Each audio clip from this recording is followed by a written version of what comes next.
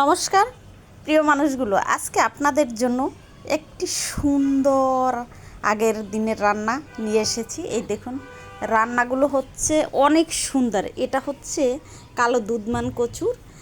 আজকে হচ্ছে শুধু পাতা দিয়ে আমি রান্নাটা দেখাবো। এখানে আছে মাছ, চিংড়ি মাছ আর কাতল মাছ, ওখানে আছে ডাল আর চাল ভিজানো, আর সাথে আরও অনেক কিছু লাগবে। তো সবার আগে আমি পাতাটাকে কেটে রেডি করে নেব। এই দেখুন, পাতাটা সুন্দর করে কেটে ধুয়ে মুছে নিয়েছি। একটা দিয়ে হচ্ছে ভর্তা করব, একটা দিয়ে মাখো মাখো মাছ দিয়ে, আর একটা হচ্ছে আপনার কচু পাতার গায়ে হলুদ। তো মাছগুলোকেও একটু ছোট করে কেটে নিয়েছি, চিংড়িটাকে সুন্দর করে কেটে নিলাম। এই দেখুন, সব কিছু ধুয়ে মুছে নিয়েছি, ডাল আর চালটাকে ব্যালেন্ড করে নিয়েছি। এখন হচ্ছে ভর্তা এবং যে কচুর পাতাটা মাছ দিয়ে মাখো মাখো করব, সেটা একেবারে ঝিরি করে কেটে নেব, আর যেটা ভর্তা সেটাও কেটে নেব। আর এগুলো হচ্ছে কচু পাতার গায়ে হলুদ হবে।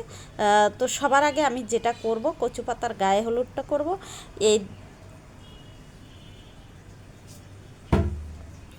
এই দেখুন, ভর্তার জন্য আছে নারকেল আর বাদাম, সাথে আছে একেবারে বোম্বাই মরিচ। এই দেখুন, আমার ডাল আর চালের ব্যালেন্সটা একটু পাতলা হয়ে গেছে, যার জন্য আমি আর একটু চালের গুঁড়া দিয়েছি, সাথে দিয়েছি হলুদ, মরিচ, আদা, আর একটু হচ্ছে ভাজা মশলার গুঁড়ো দিয়ে সুন্দর করে সাথে স্বাদ মতো লবণ দিয়ে মেখে নিয়েছি। এখন হচ্ছে কচু পাতার গায়ে হলুদ দেবো। এই যে একেবারে সুন্দর করে কচু পাতার গায়ে হলুদ হবে আজকে। বিয়ে কবে হয় সেটা জানি না, তবে আজকে গায়ে হলুদ হবে। আর এই কচু পাতার একটা সুন্দর গুণ আছে, কালো কচু পাতায়, কালো কচুতে কখনো গলা ধরে না। এর কারণ হচ্ছে ও যে কালো, এই জন্য কাউকে ভালোবাসতে যায় না। তো প্রিয় মানুষগুলো, এই দেখুন সুন্দর করে একেবারে গায়ে হলুদ হয়ে গেছে। এখন ওদের একটা সুন্দর করে ভাঁজ দিয়ে রোল করে আমি হচ্ছে একটু ভাপিয়ে নেব। এটা হচ্ছে একটু ভাপিয়ে নেওয়া হয়ে গেছে। এই দেখুন, এখন পিস পিস করে কেটে নেব।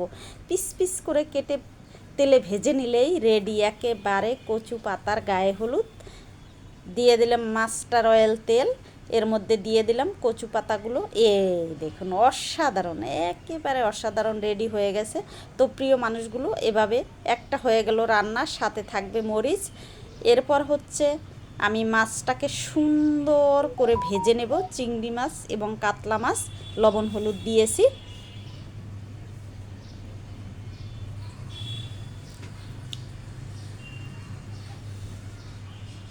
ভাজা হয়ে গেছে, তুলে নিলাম। একেবারে রেডি, ভাজা হয়ে গেছে। এখন আরেকটু তেল দিয়ে দেবো, যে কালো জিরা আর একটু জিরা ফোড়ন, সাথে একটু বোম্বাই মরিচ ফোড়ন দেবো। আজকে এই বোম্বাই মরিচগুলো একেবারে জালি, এটায় কোনো ঝাল নেই। কচু পাতাটা দিয়ে স্বাদ মতো লবণ, তারপর হচ্ছে হলুদ, জিরে বাটা, শুকনো মরিচ বাটা দিয়ে একটু ভালো করে ভেজে জল দিয়ে দেবো। এই দেখুন, একসাথে মাছটাকেও দিয়ে দেবো একেবারে সুন্দর করে। একেবারে রেডি হয়ে গেছে। ধনেপাতা এবং ভাজা জিরের গুঁড়ো দিয়ে নামিয়ে নেব। একেবারে রেডি, দুই পদ হয়ে গেল রান্না। এখন হচ্ছে দেখতে কিন্তু অসাধারণ। প্রিয় মানুষগুলো দেখুন, এখন একটু তেল দিব, কালো জিরে পরিমাণ মতো,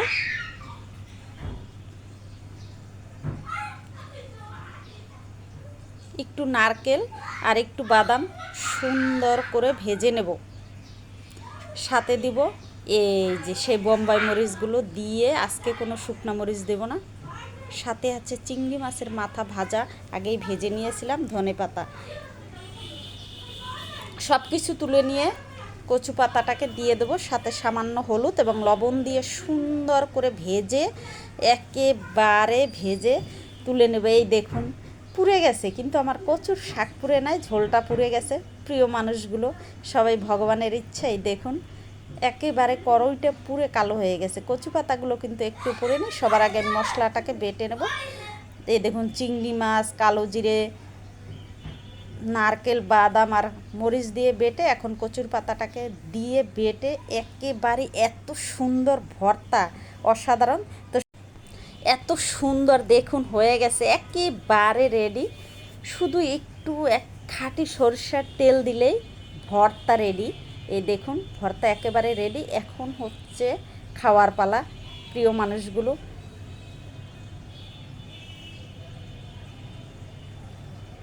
এই যে কত কিছু দেখুন, কচুর শাক দিয়ে করেছি। এই নিয়ে নিলাম ভর্তা, এখানে আছে বড়া, আর এই যে মাছ দিয়ে মাখো মাখো।